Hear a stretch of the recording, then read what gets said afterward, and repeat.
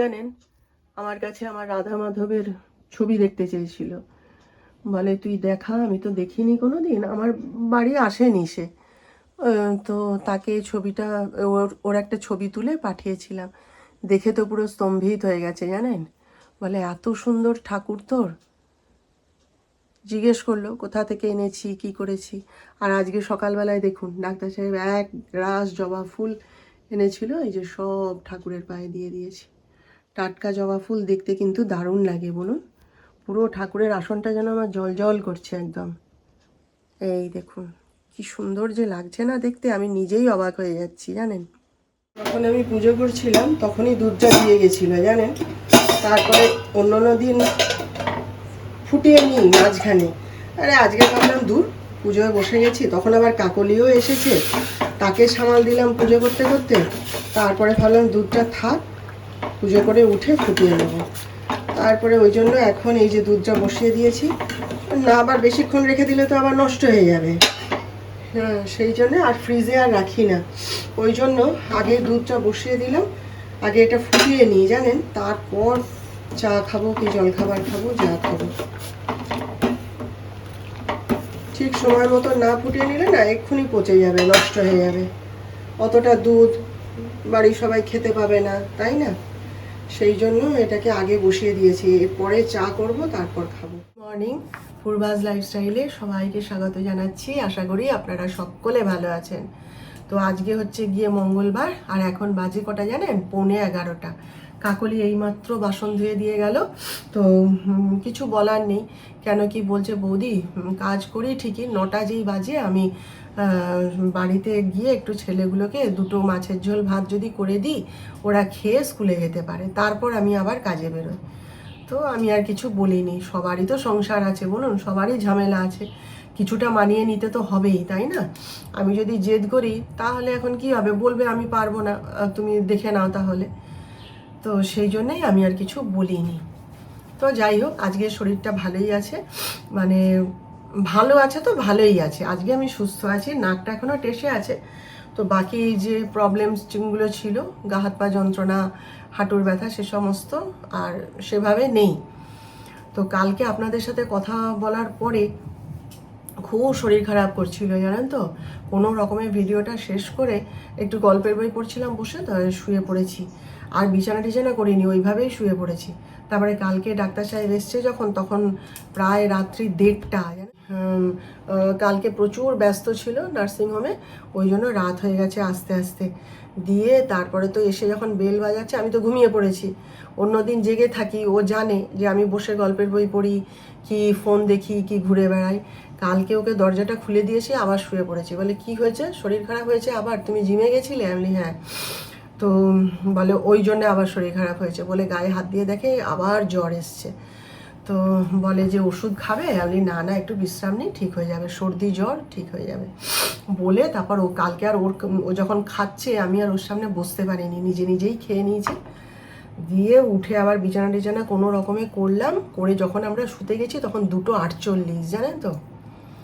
তারপরে আবার আনাজ বাজার করার ছিল, তারপরে আমার মাছও শেষ হয়ে গেছিলো, এসব কথা আগে জানিয়ে রেখেছিলাম। তা বললাম আজকে ডাল আলু পোস্ত করবো, আমি পোস্ত কিনে রেখেছি, তুমি কালকে করো, তুমি তোমার সময়টা পাও, ধীরে সুস্থে করো। সে কেন শুনবে আমার কথা বলুন? সে ভোরবেলা উঠে চান করে আমার গোবিন্দকে শয়ন থেকে তুলে দিয়ে এই যে আনাজ বাজার, তারপরে মাছ সব এনে দিয়ে আবার গেছে নার্সিংহোমে। আজও প্রচুর ব্যস্ত থাকবে, আজও কখন খেতে আসবে কে জানে। তো চট করে দুটো ডাল ভাত করে ফেলি। যাই হোক, আজকে শরীরটা সুস্থ আছে। আজকে আবার যোগা ক্লাস আছে, যোগা ক্লাসটা মিস করতে ইচ্ছে করে না। তো দেখি, এখন রান্না বান্না করি, ঘরের কাজকর্ম সবই তো করছি, অসুবিধা হচ্ছে না কিছু। তো দেখা যাক কি হয়, ঠিক আছে? তো চলুন, হ্যাঁ আপনারা সঙ্গে থাকুন, দেখতে থাকুন।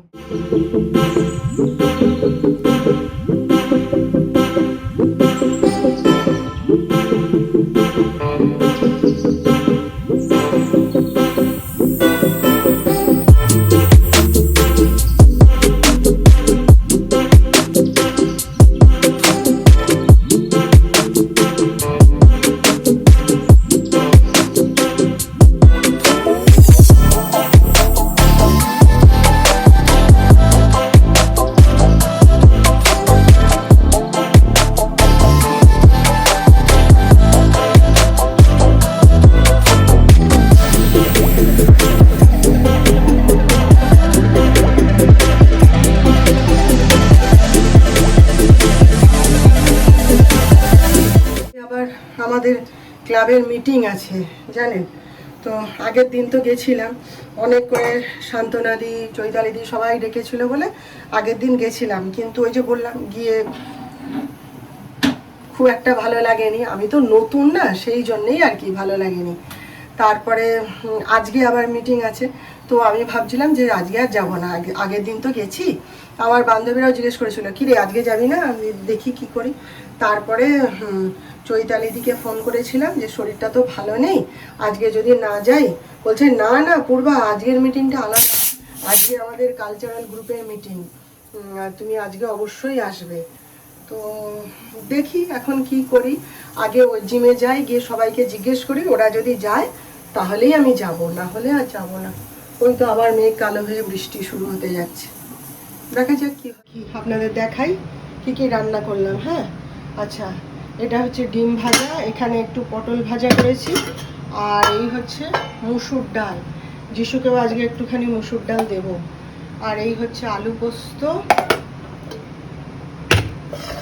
আর এখানে একটু আমার জন্য পোস্ত রেখেছি, কাঁচা পোস্ত, তেল পেঁয়াজ লঙ্কা দিয়ে ভাতে মেখে খেতে কি দারুণ লাগে না। বেশি রাখিনি, অল্প একটু রেখেছি, কারণ পেট ব্যথা করতে পারে। আর এই যে হচ্ছে পেঁপে আর ক্যাপসিকাম দিয়ে একটা তরকারি করেছি নিজের জন্যে, আর এই যে লেবু দিয়ে মাছের টক, কাতলা মাছ। ব্যাস রান্না করে রেখে দিলাম, যিশু গেছে চান করতে, আসুক, এলে খেয়ে নেবো দুজনে। আজকে জানেন জিম থেকে বেরিয়ে আমি একটু এই গোপালজিউয়ের মন্দিরে এসেছি। অনেক দিন ধরে আমি মন্দিরটার কথা শুনছিলাম, তারপরে মানে সময় আর পাচ্ছিলাম না। এখানে যে এত সুন্দর একটা মন্দির আছে আমি জানতামই না জানেন, তাই ভাবলাম আজকে যখন সময় পেয়েছি একটু ঘুরেই। কি সুন্দর দেখুন মন্দিরটা, কত বড় মন্দিরটা। আমি আগে যে কেন মানে এই মন্দিরে আসিনি, আমি এই মন্দিরের কথা আগে শুনিই নি। জিমে এসে বন্ধুদের কাছে গল্প শুনে ভাবলাম একবার ঘুরেই আসি। কত বড় মন্দিরটা দেখুন, আর এত সুন্দর জায়গাটা না। এসব জায়গায় এলে কি মনে হয় বলুন তো, চুপ করে এখানে বসেই থাকি, এখান থেকে আর বাড়ি ফিরে যেতে ইচ্ছে করে না। মানুষগুলোর ব্যবহারও খুব ভালো জানেন। আমাকে বললো যান ঘুরে মন্দিরটা চারিদিক ঘুরে দেখে আসুন, তাই আমি ঘুরে ঘুরে চারিদিক মন্দিরটা দেখছি। এখানে নাকি পালা হয়, এখানে ভোগ হয়, সব কিছুই এখানে হয়।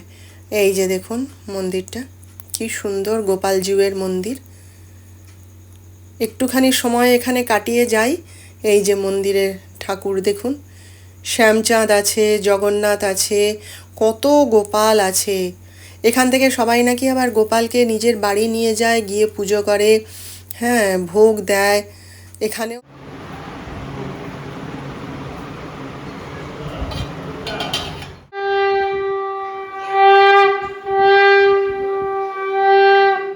দেখুন যিশুর নামে গোবিন্দর পায়ের ফুল নিলাম, ওর মাথায় ঠেকাবো, চাইলাম ঠাকুরমশাইয়ের কাছে, দিল আমাকে এই ফুলটা, ছেলের জন্য নিয়ে যাচ্ছি।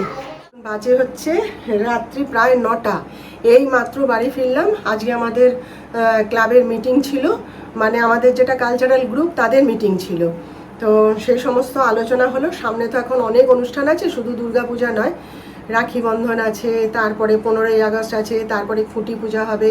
সেইটা থেকে আমাদের কালচারাল গ্রুপের যে যে মানে অনুষ্ঠান হবে না হবে সেই সব নিয়ে আজকে আলোচনা হলো, অনেকক্ষণ ধরে হলো, সেই 7টার সময় শুরু হয়েছিল, এখনও চলছে। আমি যেহেতু 9টা বেজে গেছে, আমি টোটো পাবো না, তখন একা একা আমি আজকে জয়ন্তীদিও নেই, ওই জন্য চলে এলাম।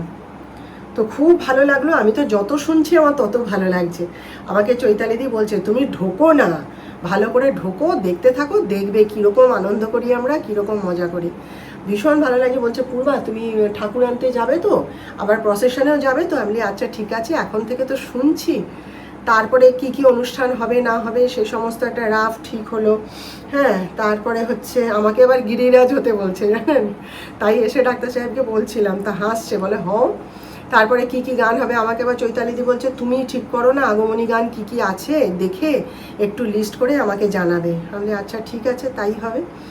তারপরে বিভিন্ন অনুষ্ঠান এসে কি কি হবে, কোন দিন কি, তারপরে কি শাড়ি পরা হবে কি না হবে, একটা রাফলি একটা কথাবার্তা হলো। তো ভীষণ ভালো লাগছিল, ভীষণ ভালো লাগছিল। আমার তো উঠে আসতেই ইচ্ছে করছিল না জানেন তো, এত আনন্দ হচ্ছিল না। সবাই ওখানে বলছে, আমি যত শুনছি অবাক হয়ে যাচ্ছি। তো সবাই ওখানে আমাকে বলছে, বলে তুমি ঢোকো ভালো করে, দেখবে আমরা কীরকম আনন্দ করি, তোমার আর যেতে ইচ্ছা করবে না, বাড়িতে আর যেতেই ইচ্ছে করবে না। তো যাই হোক, জিম থেকে আমি আজকে একটা জায়গায় গেছিলাম, একটা মন্দিরে, গোপালজিওর মন্দিরে। অনেক দিনের ইচ্ছে ছিল যাওয়ার, বুঝলেন তো। তা আজকে ভাবলাম চলেই যাই বলে মন্দিরটা দেখে এলাম। ঠাকুরের কাছে মানত করে এসেছি, ইচ্ছা পূরণ হোক তারপরে। তো যাই হোক, এই সমস্ত করে টোরে তারপরে যখন বাড়ি এলাম, এসে মানে মুখ হাত ধুয়ে ড্রেস চেঞ্জ করে তারপরে যিশু আমাকে দিয়ে এসছে। আর আসার পথে আমি টোটো করে চলে এলাম, জানেন। এই ফিরলাম, খাওয়া দাওয়াও হয়নি, চাও খাইনি, কিচ্ছু করিনি, দৌড় মেরেছি, সময় হাতে ছিল না তো। ওখান থেকে আস্তে আস্তেই 6:45 হয়ে গেছে, তারপরে রেডি হয়ে ছুট মেরেছি। কণা কি রান্না হবে না হবে সব জোগাড় যন্ত্র করে দিয়ে দৌড় মেরেছিলাম। কি একটা বিপত্তি শুনুন, যখন যাচ্ছি জিমে, আজকে তো যোগা ক্লাস ছিল, এমনিতেই তখন দেরি হয়ে গেছে জানেন, প্রায় 4:25 হয়ে গেছে, 4:30 থেকে ক্লাস। এবার যিশু তো প্রতিদিন যেমন দিয়ে আসে ওরকম দিয়ে আসছিল, ব্যাস রাস্তায় গাড়ি খারাপ হয়ে গেল যিশু। সে কড়কড় করে গিয়ে দাঁড়িয়ে গেল, সে আর স্টার্টই নেয় না, কত চেষ্টা করলো স্টার্ট নেয় না। তো বলে মা তুমি টোটো করে চলে যাও। এবারে তখন 4:30 বেজে গেছে, টোটো করে গেলেও টোটো তো সেই গলির মুখে নামিয়ে দেবে, তারপরে আবার অতটা হাঁটতে হবে। আমি বলছিলাম না বাড়ি চলে চ, যেতে হবে না। তারপরে ভাবলাম শুধু শুধু মিস করব, যেটুকু হয় যাই বলে টোটো ধরে গিয়েছি। যখন গিয়েছি তখন প্রায় মানে 4:40 মতন এরকম হয়ে গেছে, 40-45 এরকম হয়ে গেছে। ড্রেস চেঞ্জ করার আর সময় পাইনি, ওইভাবেই কোনো রকমে যোগা ক্লাস করে নিয়েছি, নিয়ে আর কিছু করিনি। আজকে আর ভালো লাগছিল না করতে, দিয়ে ওই মন্দিরটা ঘুরে একটু বাড়ি এলাম। যাই হোক, এবার আমার গোবিন্দকে একটু শয়ন দিই, দিয়ে একটু দেখি কি খাওয়া দাওয়া করি, কি করি, ড্রেসটা চেঞ্জ করি। গাটা ধুয়ে ফ্রেশ হয়ে গেছিলাম, তো হাত পা ধুয়ে আমার গোবিন্দকে শয়ন দিয়ে দিই, দিয়ে তারপরে খাওয়া দাওয়া করব, ঠিক আছে।